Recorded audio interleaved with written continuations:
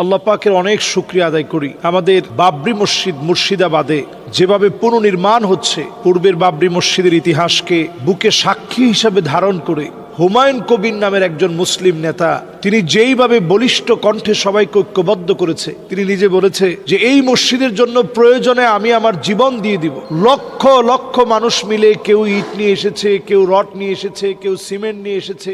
280 কোটি টাকা বাজেট করলেও একদিনের ভিতরে এত পরিমাণ টাকা উঠেছে যা কল্পনার বাহিরে। একজনই 80 কোটি টাকা দিয়ে দিয়েছে, 1 কোটি টাকা দিয়ে দিয়েছে এমন লোক আছে। তো এইভাবে করে ছোট্ট ছোট্ট ইট মিলিয়ে বিশাল এলাকা জুড়ে মুর্শিদাবাদে গড়ে উঠবে বাবরি মসজিদ।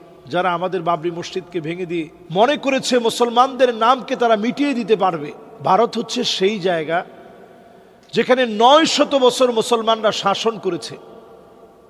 এটা আমাদের পুরানো জায়গা, এটা আমাদের ভূমি, আমাদের কত কত ঐতিহ্য যা ভারতকে সমৃদ্ধ করেছে সবগুলো আমাদের।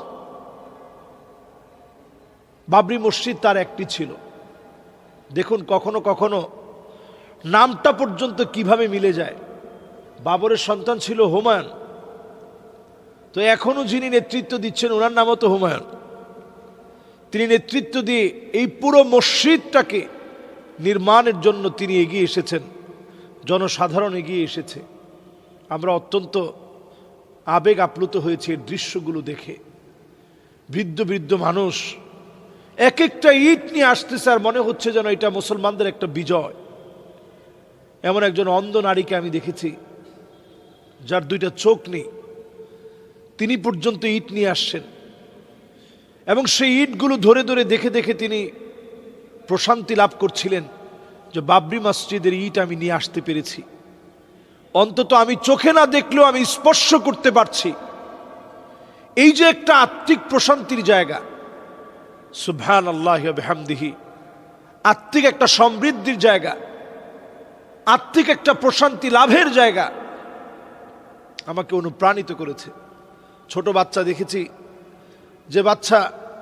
যে বাচ্চা ছোট্ট একটা আদলি নিয়ে আসছে, নিতে গিয়ে কখনো কখনো পড়ে যাচ্ছে, আবার সোজা হচ্ছে, আবার পড়ে যাচ্ছে, আবার সোজা হচ্ছে। ছোট বাচ্চা থেকে শুরু করে আপনি দেখবেন পুরা মুসলমানদের ভিতরে যেন একটা গণজাগরণ শুরু হয়েছে। শুধুমাত্র মুর্শিদাবাদের মসজিদ দিয়ে এটা থেমে থাকবে না, এটা মুসলমানদেরকে ঘুমন্ত অবস্থা থেকে আল্লাহ তাআলা জাগ্রত করবেন। আল্লাহ তাআলা কখনো কখনো অনেক কিছু ঘটিয়ে দেন বড় কোনো কিছু দেওয়ার জন্যে। বাবরি মসজিদের মধ্যে যারা আঘাত করেছে, প্রথম যেই যুবক আঘাত করেছে তিনি কালেমা পড়ে মুসলমান হয়েছেন, সুবহানাল্লাহ বিহামদিহি। এই বাবরি মসজিদকে ঘিরে আপনারা দেখবেন মুসলমানদের নতুন একটা জাগ্রত হওয়ার সুযোগ চলে আসবে।